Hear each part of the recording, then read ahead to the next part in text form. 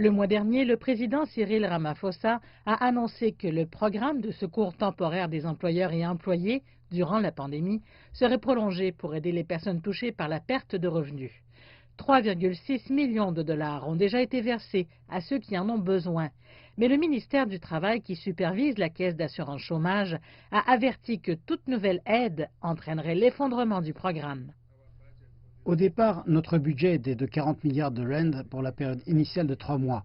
Et par conséquent, la période de confinement a été prolongée là où elle se trouve actuellement. Avec les paiements, nous sommes à 54 milliards de rand, soit près de 14 milliards de plus. Avec la dernière extension, nous avions indiqué que notre capacité à continuer de payer nos prestations temporaires est de plus en plus faible.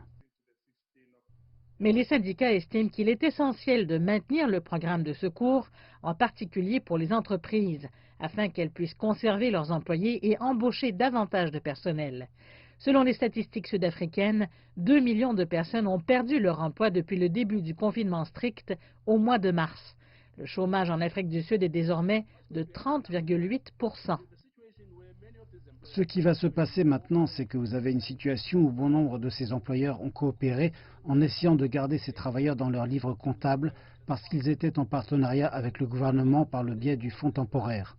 Ils vont vraiment laisser partir ces travailleurs parce que la plupart d'entre eux n'ont pas atteint les niveaux de production où ils peuvent se permettre ces travailleurs. Pour aggraver les choses, le programme de secours temporaire employeur-employé a été entaché de fraude et de corruption.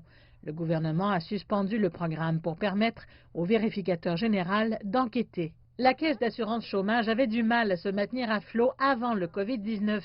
L'impact du virus vient d'aggraver ces problèmes. Alors que le gouvernement engage des fonds supplémentaires, le Trésor se démène pour trouver l'argent. Le ministre des Finances a déjà mis en garde contre un fardeau croissant de la dette en Afrique du Sud. Avec une économie toujours en profonde récession et le chômage croissant, l'Afrique du Sud se trouve dans une situation très difficile.